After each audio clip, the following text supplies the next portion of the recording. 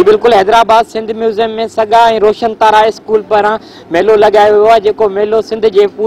पूरे सिंध जे मुख़्तलिफ़ इलाइक़नि मां सगा वारनि जे जेके स्कूलनि जा प्रोग्राम हुआ उहो सॼो पूरो हींअर मेलो लगायो वियो आहे सिंध म्यूज़ियम में। असां उन वक़्तु हिते मौजूदु आहियूं सिंध म्यूज़ियम में। अचो त हिन मेले वारनि सां ॻाल्हि ॿोल कयूं त हिन प्रोग्राम जो छा चवणु आहे, हिन प्रोग्राम वारनि जो छा चवणु आहे, अहिड़ो प्रोग्राम सिंध में लॻणु घुरिजे या न। ऐं इन्हनि हीउ प्रोग्राम इन वजह सां लॻायो आहे जिते ॿार कॉम्पिटिशन हासिलु कनि, ॿार अॻियां अचनि। इन हवाले सां हिननि म्यूज़िकली प्रोग्राम बि रखियो आहे ऐं बुक वग़ैरह जो बि इंस्टॉल वग़ैरह लॻाया आहिनि। ऐं इन खां अलावा हीउ मेलो 2 ॾींहं जारी ऐं सारी आहे। अचो त ॿारनि सां ॻाल्हि ॿोल कयूं, हुननि जो छा चवणु आहे। जी अदा, मुंहिंजो नालो ख़ालिद हुसैन चन्ना आहे। ऐं सिंध ग्रेजुएट्स एसोसिएशन जो मरकज़ी सेक्रेटरी जनरल आहियां ऐं उन जे नेटवर्क तहत रोशन तारा स्कूल 1981 खां वठी सॼी सिंध में हलनि था। हिन वक़्तु असांजे बालक मेले जे लाइ लॻभॻि 400 ॿार मुख़्तलिफ़ शहरनि खां गोटकी, पनवाकिल, कश्मोर ऐं वरी होॾो थर खां, मीरपुर ख़ास खां, तलार, बदीन खां थींदे गुलशन हदीद, सेवण, भानसेदाबाद, दादू, फुलजी स्टेशन, इन्हनि जे रोशन तारा स्कूल जे ॿारनि इन में पार्टिसिपेट कयो। तमामु वॾा मुक़ाबला रखियल हुया ऐं उन्हनि ॿारनि तयारी कई। डिबेट्स हुयूं, सॉन्ग्स, बैकडोर परफॉर्मेंस, कल्चर। इन बालक मेले जे पोयां जेको मक़सदु आहे उहो इहो आहे त जीअं त सिगा सिंध जी नुमाइंदा जमायत आहे, सिंध जी शऊर, सिंध जी सकाफ़त, सिंधी ॿोलीअ ते सिंध जे जेके बि ॿरंदड़ मसइला आहिनि उन में सिगा पंहिंजो रोल अदा कयो आहे। ऐं रोशन तारा स्कूल में हू शाह लतीफ़ जो जेको आहे रिसालो सिलेक्टेड उहो पढ़ाईंदा आहिनि। हर क्लास में असांजा पीरियड रखियल आहिनि। असीं सम्झूं था त असांजो जियापो असांजी पंहिंजी सकाफ़त सां आहे, असांजो जियापो असांजी सिंधी ॿोलीअ सां आहे। इहो असां सम्झी वरितो आहे। इन जे करे असां पंहिंजे नसल खे, असां पंहिंजे माण्हुनि खे अंग्रेज़ी ऐं लेटेस्ट बुक्स जे सां गॾोगॾु पंहिंजी मादरी ॿोली खे असां फ़ोकियत ॾियूं था। ऐं असांजा ॿार सॼी दुनिया जे मुख़्तलिफ़ मुल्कनि में सर्विस ॾेई रहिया आहिनि, CSS पास कनि था। हर साल असांजा केतिरा ई डॉक्टर, इंजीनियर मुख़्तलिफ़ यूनिवर्सिटीज़ में सिलेक्ट थियनि था। रोशन तारा स्कूल हिकिड़ो ब्रांड नेम आहे। हिन घुट ऐं ॿूसट वारी बिज़नेस क्लास जे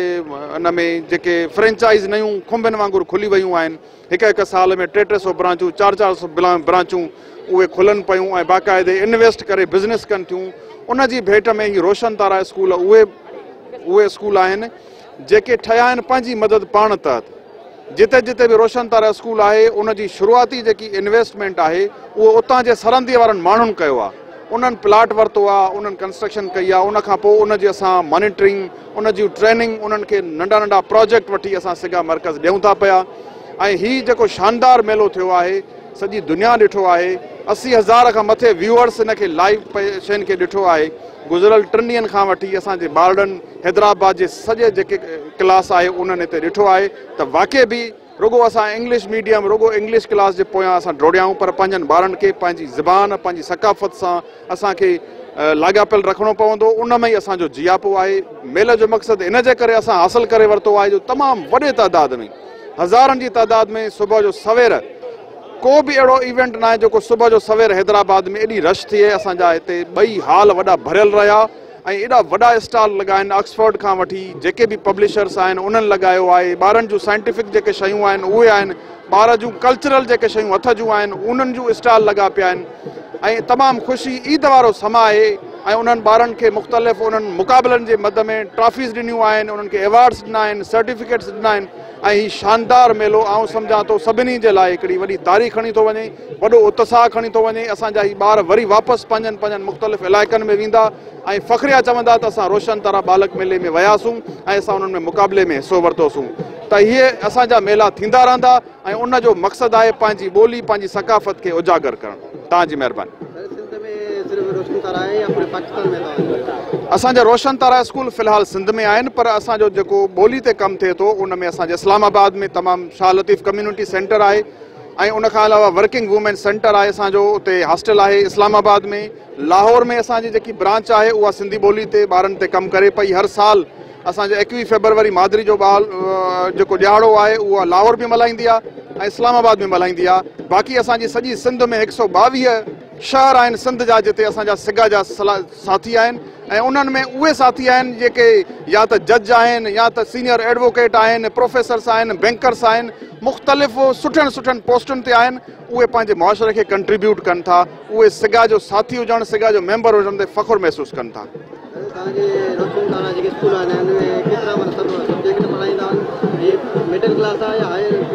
असांजे रोशन तारा स्कूल में 4 कॉलेजिस आहिनि, 11 हाई स्कूल आहिनि, ॿिया असांजा एलिमेंट्री स्कूल आहिनि। असांजो जेको कोर्स आहे उहो शुरूआती में पंहिंजी सिंधी ॿोली, उनखां पोइ आहिस्ते आहिस्ते अंग्रेजी सब्जेक्ट बि इंक्लूड थियल आहे। उनखां अलावा ऑक्सफर्ड जी सीरीज़ असां पढ़ाईंदा आहियूं, साइंस बि असां ऑक्सफर्ड जी पढ़ाईंदा आहियूं इंग्लिश में, ऐं उनखां अलावा सोशल स्टडीज़ बि इंग्लिश में पढ़ाईंदा आहियूं ऑक्सफर्ड जी। मैथ्स जेकी आहे उहा बि असां ऑक्सफर्ड जी पढ़ाईंदा आहियूं। इहे जेके मेजर सब्जेक्ट आहिनि, साइंस, सोशल स्टडी, मैथ्स, ख़ुदि इंग्लिश, असां ऑक्सफर्ड जी पढ़ाईंदा आहियूं। उनखां पोइ असांजी पंहिंजी सिंधी मदर टंग हूंदी आहे, उहा असां पढ़ाईंदा आहियूं। इहे उहे ॿार आहिनि जेके सम्झो ओ लेवल ए लेवल खां जेके वञणु चाहिनि था, उहे जेकॾहिं रोशन तारा स्कूल जी बुनियादी तालीम उन्हनि खे वरितल हूंदी त उहे ओ लेवल ए लेवल में बि तकलीफ़ महसूसु कोन कंदा। तमामु नॉमिनल फीस हूंदी आहे, उन लोकल सतह ते उन्हनि इलाइक़े जी सतह खे ॾिसी करे उहा फीस रखियल हूंदी आहे। किथे किथे असांजी फीस उन इलाइक़े जे हिसाब सां 300 रुपया बि आहे, त किथे 500 रुपया बि आहे, किथे 800 रुपया बि आहे, किथे 800 खां मथे बि आहे। पर उहो सॼी जेकी बि उन में इन्वेस्टमेंट हूंदी आहे उहा उन स्कूल ते ख़र्च थींदी आहे। ही बिल्कुलु बि कंहिं बि सूरत में का बिज़नेस वारो स्कूल कोन्हे को, ही non profit organisation civil society आहे, जंहिंजो सिंध जे कंहिं बि सियासी जमात सां वास्तो कोन्हे, जंहिंजो सिंध में कंहिं बि मज़हबी जमात सां वास्तो कोन्हे। सिर्फ़ु इंसान जी पहचान करणु आहे। जंहिं माण्हुनि जी ख़िदमत कई, यकीनन उन्हनि अलाह जी रज़ा हासिल करे वरिती। सिगा जो मंशूर बि इहो ई आहे। असीं चाहियूं था त सिंध ख़ुशहाल रहे, असीं चाहियूं था सिंधी पुरअमन रहनि, उन्हनि जो नालो जीअं पंहिंजी माज़ी जी तारीख़ शानदार वांगुरु आहे। असांजा जेके नओं नस्ल आहे असांजी पंहिंजे अचे वारसी कनि ऐं हर सिंध जे जेके मसइला आहिनि उन्हनि में पंहिंजो आवाज़ु उथारनि। असांजे हैदराबाद रीजन जी ॻाल्हि कंदव त उन में 4 स्कूल आहिनि असांजा, ऐं बाक़ी सॼी सिंध में आहिनि। तलार, बदीन, मीरपुर ख़ास, खिपरो, उनखां थींदे सेवण, फुलजी स्टेशन, भानसैदाबाद, सीता, दादू, मेहड़, इन में असांजा स्कूल आहिनि। घोटकी, पनोआ किल, कश्मोर, उन में असांजा रोशन तारा स्कूल आहिनि। सिगा जी मेंबरशिप ऑनलाइन आहे, ओपन आहे। जिते बि असांजा ब्रांचूं आहिनि उते को बि ग्रेजुएट दोस्त हुनजो मेंबर थी सघे थो। शर्त इहा आहे त हुनजो कंहिं बि सियासी जमायत सां, कंहिं बि मज़हबी जमायत सां एक्टिव हुनजो पार्टिसिपेशन न हुजे, उहो ग्रेजुएट असांजो मेंबर थी सघे थो। उनखां अलावा जेकॾहिं रोशन तारा स्कूल में ॿार खे दाख़िल कराइणो आहे त जिते जिते रोशन तारा स्कूल जा ॿार उते असांजा स्कूल आहिनि उते हलियो वञे ऐं उनजे दाख़िला जे टाइम ते उन्हनि खे दाख़िला मिली वेंदी सवलाई सां। जी जी बिल्कुलु, असां वटि उहा सख़्ती सां माना उहा परसेंटेज रखियल आहे जंहिंमें असां उन्हनि ॿारनि खे फ्री ऑफ कास्ट न सिर्फ़ु पढ़ाईंदा आहियूं पर उन्हनि खे यूनिफॉर्म वठी ॾियणु, उन्हनि खे कोर्स वठी ॾियणु असांजे सिस्टम में शामिल आहे। आउं सम्झां थो ही रोशन तारा स्कूल हिकिड़ो इन तमामु तेज़ हवा में हिकिड़ो ॾीओ आहे जेको पंहिंजे वजूद जे जियापे जी जंग लुड़ी रहियो आहे। तमामु तेज़ी सां दुनिया तब्दील पई थिए, पर ही जेकी सिगा जा ख़ुलूस वारा जज़्बा आहिनि उन्हनि खे गुज़िरियल 47 सालनि खां वठी सिगा कोशिशि करे पई ऐं ही रोशन तारा स्कूल उनजो विज़िबल वजूद आहे त असां तालीम सम्झूं था त जुमिले असांजे मसइलनि जो जेको हल आहे न उहो मयारी तालीम आहे। असां जेकॾहिं दुनिया जे सुपर पावर सां विढ़णु चाहियूं त असांखे टैंकुनि जी, असांखे ॿियनि शयुनि जी ज़रूरत कोन्हे, पर असांखे तालीम जी ज़रूरत आहे। अचो त पंहिंजूं नियाणियूं पढ़ायूं, पंहिंजा ॿार पढ़ायूं ऐं ॿिया ख़र्चा घटाए करे तालीम ते पंहिंजनि ॿारनि ते वधीक ख़र्चु ॾियूं। तव्हांजी महिरबानी। अली मोहम्मद मेमण, आउं एडिटर आहियां सिंध ग्रेजुएट्स एसोसिएशन जो, जंहिं तरफ़ां ही रोशन तारा बालक मेलो मौसम बहार में हैदराबाद जी ख़ूबसूरत जाइ ते मुनक़िद करायो वियो। असांजे इन मेले जे हवाले सां तफ़सील आउं तव्हांखे अर्ज़ु रखंदुसि त रोशन तारा स्कूल नेटवर्क आहे सिंध ग्रेजुएट्स एसोसिएशन जो। 22 रोशन तारा स्कूल सिंध जे मुख़्तलिफ़ शहरनि में आला तालीम सिंधी मादरी ज़बान में ऐं अंग्रेज़ी उन सां गॾोगॾु मॉडर्न लैंग्वेजिस में स्कूल ही कामयाबियुनि जो मंज़िलूं माणे रहिया आहिनि, जंहिंमें असांजा ॿारड़ा कराची, हैदराबाद, सखर, मीरपुर ख़ास, लाड़काणो सिंध जे समूरनि बोर्ड्स मां पोज़ीशनूं खणनि पिया। ऐं असांजे हिननि स्कूलनि जो जेको टैलेंट आहे उन खे हिन मौक़े ते बालक मेले जे नाले ते रोशन तारा बालक मेलो जेको स्कूल जो मोनोग्राम आहे असांजो, उन तहत हिननि खे हिते हैदराबाद में जेको असांजे सिंध जे सकाफ़त जो दिलि थी वई आहे हींअर ही शहर असांजो, उन में कोठायो वियो सभिनी खे, जंहिं मंझि स्कूलनि खां अलावा असांजे सिगा जूं जेके शाखूं आहिनि सिंध ग्रेजुएट्स एसोसिएशन जूं 100 जे वेझो शाखूं आहिनि, जंहिंमें रज़ाकारनि जा हज़ारे कारकुन असांजा साथी अॻुवाण उहे कमु कंदा था रहनि, जंहिंमें सिहत कैंपूं, उन खां अलावा स्कूल समाजी कम, उहे सभु हिन असांजे सिंध जे समाज खे पंहिंजो हिसे जो ॾियो जेको समाज जो ॿार जे उहो फ़र्ज़ु अदा कनि था। उन तहत ही स्कूलनि जो निज़ाम हलाइनि था ऐं उन तहत वरी सिंध जो जेके सम्झो ही ताक़त आहे उन खे सिंध ग्रेजुएट एसोसिएशन जे मर्कज़ तहत, मर्कज़ जेको हेड ऑफिस आहे सिंध ग्रेजुएट्स एसोसिएशन जो कराची में, रिम्पा प्लाज़ा असांजो हेड ऑफिस आहे, जितां सॼे सिंध में इहे कमनि खे कमान कयो वञे थो ऐं हुननि खे हिदायतूं ॾिनियूं वञनि थियूं, हुननि खे ताक़त बख़्शी वञे थी ऐं उन्हनि तरफ़ां मिलंदड़ ताक़त खे अॻिते वधायो वञे थो। अहिड़े तरीक़े सां हिन मेले जे अॼु हवाले सां तव्हां सभई दोस्त 2 ॾींहंनि खां शरीक हुआ, जंहिंमें 21 ऐं 22 फेबरवरी ते मौसम बहार जो जीअं बसंत मल्हाई वञे थी मुल्क में, तीअं असां वटि रोशन तारा स्कूल नेटवर्क जो हिन बहार जे मौसम में हीउ बहितरीनु शानदार मेलो थियो, जेको हिन वक़्तु पुॼाणी ते पहुतो ऐं 2 ॾींहंनि वारे मेले में हज़ारे असांजे फैमिलीज़ शिरकत कई आहे, जंहिंमें ख़ासि तौर ते असांजे हिन स्कूल ऐं शाखुनि खां अलावा हैदराबाद, जामशोरो ऐं हैदराबाद जे मुख़्तलिफ़ इलाइक़नि खां ऐं सिंध जे मुख़्तलिफ़ शहरनि खां फैमिलीज़ वॾी तादाद में ख़ानदान हिते शरीक थिया ऐं हिन मेले में हुननि जेको इंजॉय कयो आहे, हीअ जेके अॼु असांजे मुमताज़ मिर्ज़ा ऑडिटोरियम में 2 ॾींहंनि खां जेको लगातार प्रोग्राम हलंदा रहिया आहिनि, जंहिंमें ॿारनि खे अॼु इनाम ॾिना विया, ट्रॉफियूं ॾिनियूं वियूं ऐं इहो निज़ाम तव्हां ॾिठो त सभई ख़ुशि ऐं धोल धमालनि सां पंहिंजे घरनि ॾांहुं वापसि वञनि पिया ऐं हीउ 2 ॾींहंनि वारो कामयाबु मेलो मुकमल पियो थिए ऐं हिन सॼे निज़ाम जो सहरो असांजे रोशन तारा स्कूल जो सेक्रेटरी मोहतरम हमीद बुल्लू साहब, जेको हिन रोशन तारा स्कूल नेटवर्क जो सेक्रेटरी आहे ऐं उन खां अलावा असांजे सिगा जी समूरी क़यादत, जंहिंमें चेयरमैन रफ़ीक जाफ़री साहब, सेक्रेटरी जनरल ख़ालिद हुसैन चना साहब ऐं उन सां गॾोगॾु वाइस चेयरमैन पीरल ख़ान खोसो साहब ऐं सेक्रेटरी इतलात अब्दुल लतीफ़ कटियो साहब सां समेत सिंध ग्रेजुएट एसोसिएशन जी समूरी क़यादत ऐं ख़ासि तौर ते सिगा जे बानी डॉक्टर मोहम्मद सुलेमान शेख साहब जे हथनि सां जेको इफ़्तिताह थियो, उन जो तमामु ख़ूबसूरत ऐं मानाइती पुॼाणी अॼु थी रही आहे, जंहिंमें स्टॉल में शरीक थींदड़ दोस्त ऐं जेके फैमिलियूं आयूं सभिनी हिन प्रोग्राम खे साराहियो ऐं तमामु ख़ुशी जो इज़हार कयो ऐं वरी असांखां पुछनि पिया त हाणे हर साल बहार जे मौसम में असांखे रोशन तारा ऐं मेलो मिलंदो। असां उन्हनि खे उमेदु ॾियारी आहे त इनशाअल्लाह तव्हांजी हिन ख़ुशियुनि ऐं मोहबतुनि खे असीं हमेशह क़ाइमु दाइमु रखंदासीं। कोशिशि असां तरफ़ां इहा आहे ऐं इनशाअल्लाह असां ईंदड़ सालनि में हिन खां बि वॾो एतमामु कंदासीं ऐं उन खां अलावा बि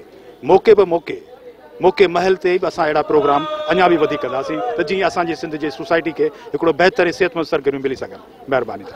हैदराबाद में तो अगले दफ़ा कंहिं ॿिए शहर में करे सघो था ताकि उतां जा जेके माण्हू आहिनि उते बि शौर पैदा थिए, उते बि ॿारनि जी बिल्कुलु। असां इन हवाले सां जीअं त असांजा ही मेलनि सां गॾोगॾु सालियानियूं सरगर्मियूं थींदियूं आहिनि, जी हिन वक़्तु 29 फेबरवरी हिन महीने जे हाणे कुझु ॾींहंनि में ऐं 1 मार्च ताईं इहो 2 ॾींहंनि वारो असांजो कन्वेंशन ऐं सालगिरह जेका सिगा जी थींदी आहे कराची में थी रही आहे, जंहिं मंझि वरी बि कराची खे मर्कज़ बनायो वियो आहे। उन खां अलावा दादू में बि असांजी कॉन्फ्रेंसूं अहिड़ियूं थींदियूं रहियूं आहिनि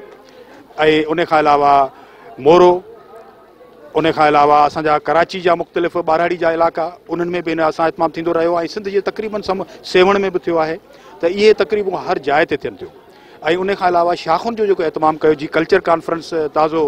नवाबशाह में थी आहे, काज़ी अहमद में थी आहे ऐं हिन वक़्तु हाणे थर में थियणु वञी रही आहे। इन खां अलावा असांजा हर शहर में जिते बि मेला ऐं प्रोग्राम थियनि था, भले उहो शाख करे पर उन में सिंध ग्रेजुएट एसोसिएशन पूरी ताक़त सां उते गॾु थिए थी ऐं हर तरफ़ खां पूरी सिंध उते मौजूदु हुजे थी। असीं हर जाइ ते पहुचूं था ऐं हर जाइ ते उन्हनि जे पैगाम खे असीं अॻिते बि वधायूं था, ॿुधूं था ऐं उन जे ख़्यालनि खे वरी असीं रहनुमाई जी सूरत में अॻिते बि ॿियनि शहरनि में बि कामयाबी सां हमकिनार कयूं था।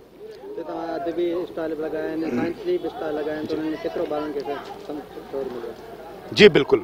असांजे हिन मेले जे में सुहिणी ॻाल्हि इहा आहे त ॿार असांजा जेके समूरनि सिंध जे समूरनि तालीमी बोर्ड्स में पोज़ीशनूं खणनि पिया, उन्हनि हिते पंहिंजा स्टॉल लॻाए न सिर्फ़ु पंहिंजी साइंसी नुमाइशुनि में पाण पंहिंजा एक्सपेरिमेंट कया आहिनि ऐं कामयाबु थिया आहिनि, उन्हनि खे ट्रॉफियूं मिलियूं आहिनि। पर उन सां गॾोगॾु ही जेके किताबनि जा स्टॉल आहिनि, इहे मुख़्तलिफ़ कंपनियुनि जा दोस्त आहिनि जिन खे हिते अची स्टॉल लॻाया। असां उनखे दावत ॾिनीसीं त असांजा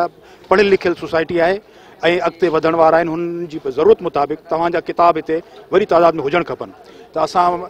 थोराता आहियूं असांजे समूरनि कंपनियुनि जा जिन हिते स्टॉल लॻाया ऐं असां उन्हनि खां इंटरव्यू कया आहिनि त सभु ख़ुशि थिया आहिनि त किताबनि जी हुनजी तमामु घणी सेल थी आहे ऐं माण्हुनि तमामु घणा किताब ख़रीद कया आहिनि इन हवाले सां सिंध ग्रेजुएट्स एसोसिएशन तरफ़ां जेके किताब शाया थींदा आहिनि उन्हनि जो बि असां हिते पंहिंजे हेड ऑफिस जे रिसेप्शन ते उहो किताबनि जो स्टॉल लॻायोसीं जंहिंमें सिंध ग्रेजुएट्स एसोसिएशन जा मैगज़ीन्स ऐं किताब उहे माण्हुनि खे तमामु वॾी तादाद में उन ख़रीद कया अहिड़े तरीक़े सां असांजे समूरनि जेके बि स्टॉल्स हिते मौजूदु आहिनि कंपनियुनि जा उन्हनि खे बि तमामु घणी हिते ख़रीदारी नज़र आई ऐं हू ख़ुशि आहिनि उन खां अलावा जेके मुख़्तलिफ़ ॿार होटलूं आहिनि ऐं मुख़्तलिफ़ जेके ॿिया इदारनि जा दोस्त हिते उन्हनि पंहिंजा स्टॉल लॻाया उन्हनि बि तमामु घणो हिते कामयाबी सां कमायो ऐं वरी बि असांखां वाइदो पिया वठनि साईं ईंदड़ साल वरी बि असांखे तव्हां मौक़ो ॾियो त असीं चाहींदासीं त हाणे हिन खां बि वॾो इतमामु कयूं त जीअं तमामु घणी बाज़ार लॻे ऐं उन खां अलावा हिकु न बल्कि कई हाल में हुजनि जंहिंमें हर वक़्तु एतमामु थियनि ऐं फैमिलीज़ खे पूरी अपॉर्चुनिटी मिले त हू हितां इंजॉय कनि जी ॿारनि तमामु घणा टेबलोज़ पेश कया ऐं सची ॻाल्हि इहा आहे त 200 जे क़रीब असां वटि एंट्रीज़ हुयूं जिन खे टेबलोज़ में शरीक थियणो हुयो पर 2 ॾींहंनि में 200 टेबलोज़ तव्हां सम्झी सघो था त उन खां अलावा टेबलोज़ आहिनि वरी पोइ रक़्स मौसीक़ी जा प्रोग्राम आहिनि वरी उन खां तस्वीरी नुमाइशूं आहिनि उन खां अलावा चित्रकारी उन खां अलावा तक़रीरुनि जा मुक़ाबला हीअ एतिरी वॾी हिन जे अंदरि एंट्री ऐं जेंट्री आई जंहिंमें सभिनी इंजॉय कयो ऐं असांजो वक़्तु 2 ॾींहंनि जो मुख़्तसिर रहिजी वियो हलियो घणा मुक़ाबला जेके मुक़ाबला थिया उन्हनि ॿारनि खे तमामु घणी ट्रॉफियूं मिलियूं सर्टिफिकेट मिलिया कप मिलिया एवॉर्ड मिलिया कैश प्राइज़ मिलिया त अहिड़े तरीक़े सां सम्झो त दोस्त अञा बि चाहिनि पिया थी मेलो अञा 2-4 ॾींहं हले थो सभु पंहिंजो फ़न जो मुज़ाहिरो कनि ऐं पंहिंजी ताक़त ॾेखारीनि यकीनी तौर ते असीं उन्हनि जे जज़्बे खे साराहियूं था ऐं असांजी इहा कोशिशि आहे त संदन उहे जेके ख़्याल आहिनि जज़्बा आहिनि जिन दोस्तनि हिन में कमायो या जिन ॿारनि हिन में ट्रॉफियूं इनाम हासिलु कया उन्हनि खे मुबारकूं उन्हनि जे पेरेंट्स खे मुबारकूं ऐं उन्हनि जे स्कूलनि खे मुबारकूं सिगा शाखुनि खे मुबारकूं जिन हिन मंझि कारकर्दगी में पंहिंजो हिसो विधो जंहिंमें असांजो उहो ई स्लोगन आहे जेको हिन इदारे जे बानी मोहतरम शमशल हैदरी साहब जो मोहतरम डॉक्टर मोहम्मद सुलेमान शेख साहब जो साईं बख्श अब्बासी साहब जो जेके बानी आहिनि हिन इदारे जा उन्हनि जो इहो त पंहिंजे हिसे जो ॾीओ ॿारियो हिन समाज जी बहितरी जे लाइ पंहिंजो हिसे जो ॾीओ ॿारनि जे लाइ सभिनी जेको किरदारु अदा कयो आहे इहे सभु सिंध जे लाइ हिकिड़ो पंहिंजे हिसे जो सभिनी किरदारु अदा कयो आहे सभिनी जो इहो पैगाम सभिनी ताईं पुॼाइण जी कोशिशि असां कईसीं असां उमेद था कयूं त असां हिन मेले खे कामयाबु जेको हुननि पाण अची कयो आहे उन्हनि ते असीं सभई ख़ानदाननि जा हैदराबाद जे सभिनी समूरनि ख़ानदाननि जा असांजे सिगा शाखुनि जा जाम शोरे जे ख़ानदाननि जा असां हिते कासिमाबाद खां वठी असां ॾिसूं पिया त सिंध जे हर जाइ तां दोस्त आया आहिनि हर जाइ तां ख़ानदान आया आहिनि ख़ुशि थी विया आहिनि ऐं पुरअमन तरीक़े सां ऐं तमामु मोहबत वारो मैसेज पढ़ियल लिखियल ख़ानदान जेके पूरा हिते जा मौजूदु हुआ ऐं यकीननि सां इन्हनि हैदराबाद जी सूंहं वधाई ऐं हैदराबाद जी बहितर मेज़बानी जेका आहे उन खे बि उन्हनि इंजॉय कयो असीं हैदराबाद जे शहरनि जा बि थोराइता आहियूं ऐं उन सां गॾोगॾु असांजे समूरनि साथियुनि जा ऐं मीडिया जा ख़ासि तौर ते जिन हिन खे पंहिंजो प्रोग्राम सम्झी ऐं हिन में शिरकत बि कई असांजूं कमियुनि कोताहियूं बि थियूं हूंदियूं पर उन्हनि खे नज़रअंदाज़ बि उन्हनि कयो ऐं हिन खे पंहिंजो बि सम्झी उन्हनि पाण बि इंजॉय कयो असीं तव्हां दोस्तनि जा बि थोराइता आहियूं तव्हांजे चैनल जा बि थोराइता आहियूं अहिड़े तरीक़े सां समूरनि सहाफ़ी प्रिंट इलेक्ट्रॉनिक मीडिया जे दोस्तनि जा असीं बेहद थोराइता आहियूं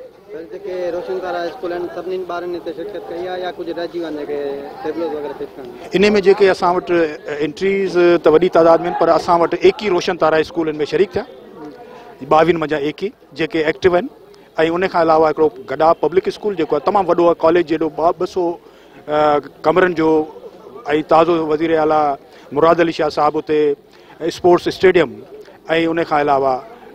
हॉस्टल जो इफ़्तिताह कयो जेको सिंध गवर्नमेंट ऐं सिंध ग्रेजुएट्स एसोसिएशन जो गॾियल प्रोग्राम आहे उहो जंहिंमें जो उहा बिल्डिंग उन्हनि मंझि असां इंतिज़ाम आहे सिंध ग्रेजुएट्स एसोसिएशन जो समूरे उन इदारे में ऐं सिंध गवर्नमेंट उन में असांजे न सिर्फ़ु उन इदारे खे रहनुमाई ऐं सरपरस्ती करे थी पर गॾोगॾु असांजा रोशन तारा स्कूल ऐं ॿिया जेके बि समाजी कम आहिनि उन में सिंध गवर्नमेंट शरीक आहे जंहिंमें ख़ासि तौर ते जेका बि इदारो हुजे असांजा चाहे पार्टी कहिड़ी बि हुजे सभु असांजूं पार्टियूं आहिनि सभु असांजा सिंध जा माण्हू आहिनि जेके बि हिन सिंध ग्रेजुएट एसोसिएशन खे जा मेंबर बि रहिया आहिनि हमेशह चाहे MPAs आहिनि MNAs आहिनि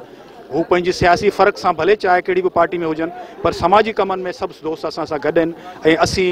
सिंध जे हिन ख़ैर वारे कम में तालीम वारे हिन कम में समाजी कमनि में समूरनि साथियुनि समूरनि जमातुनि जा जेके थोराइता आहियूं त जेके हिन में पंहिंजो हिसो विझनि था जेको हू पंहिंजो हक़ अदा कनि था जेको सिंध जो अवाम उन्हनि खां चाहे थो चयो त माना इंतज़ाम बि सुठो आहे, डिसिप्लिन सुठी, हैदराबाद जे आवाम डिसिप्लिन तमामु घणो असांखे हैदराबाद जी आवाम जेको असांजो ई आवाम आहे, असां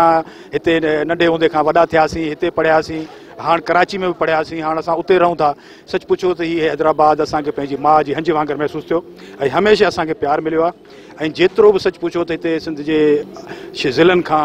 असांजा नौजवान हिते महिनत कनि पिया, छोकिरियुनि में तालीम जो रुझान तमामु घणो आहे। ऐं आउं हिकिड़ी ॻाल्हि यकीनन चवंदुसि त अॼु हिन स्टॉल जेको असां किताबनि जो हुयो,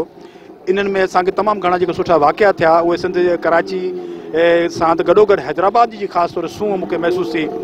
जंहिं मंझि न्याणियुनि ऐं पुटनि नौजवाननि पंहिंजे वालिदेन जे लाइ किताब ख़रीदे त असांजे बाबा जे लाइ को किताब ॾियो जेको बाबा जी तबियत मुताबिक़ असांजो बाबा हीअ कहिड़ा किताब पढ़े थो। इहा हिकिड़ी वॾी ॻाल्हि आहे त पंहिंजे वालिदेन खे उन्हनि ख़ासि तौर ते यादि रखियो हिन मेलनि में बि पंहिंजियुनि ख़ुशियुनि सां खां वधीक, ऐं वेंदे ईंदे पंहिंजे वालिदेन जे लाइ, पंहिंजी मदर्स जे लाइ, पंहिंजे भाइरनि जे लाइ उन्हनि सूखड़ियूं ख़रीद कयूं। ऐं यकीनी तौर ते इहो असांजे लाइ हिकिड़ो कल्चर जेको ओरिजिनल कल्चर आहे, मोहन जे दड़े जो, मोहबतुनि जो कल्चर, तालीम जो कल्चर ऐं सकाफ़त, उहा हिते पंहिंजी जोबनि ते नज़र आई असांखे। ऐं हैदराबाद जे शहरनि जो जेका इहे मोहबतूं आहिनि, असीं उन्हनि जा तोराइता आहियूं, विसारे नथा सघूं। वॾी दिलि आहे असांजे हैदराबाद जे शहरनि जी ऐं ख़ानदाननि जी, जिन असांखे पंहिंजे ख़ानदाननि वांगुरु शरीक कयो ऐं असां सां शरीक रहिया। जी बिल्कुलु, रोशन तारा स्कूल जे ॿारनि सां असां ॻाल्हि ॿोल कयोसीं। हुननि जो चवणु हुयो त असां जे सिंध में प्रोग्राम अहिड़ा थियणु घुरिजनि ऐं असां टैलेंटेड थी सघूं। उन खां अलावा जेको प्रोग्राम करायो आहे, ऑर्गेनाइज़र वग़ैरह हुआ, उन्हनि सां बि असां ॻाल्हि ॿोल कयोसीं। हुननि जो चवणु हुयो त असां हीउ मेलो इन करे लॻायो आहे त ॿार टैलेंटेड हासिलु कनि ऐं जेके हिते सिंध जा वॾा इशू आहिनि, उन इशू ते ॻाल्हि ॿोल थियो, उन्हनि ते हिननि टेबलूं वग़ैरह पेश कया आहिनि। कैमरामैन महबूब अली जमाली सां गॾु रिपोर्टर मज़हर अली जमाली, सोच टीवी हैदराबाद। जी सब्सक्राइब कयो हमारे पैनल चैनल सोच टीवी के बेल आइकन के दबाएं, कदें भी न विसारिंदा। सब्सक्राइब करें आपके अपने चैनल सोच टीवी को और बेल आइकन पर क्लिक करना ना भूलें। Don't forget to subscribe our channel Soch TV and press the bell icon.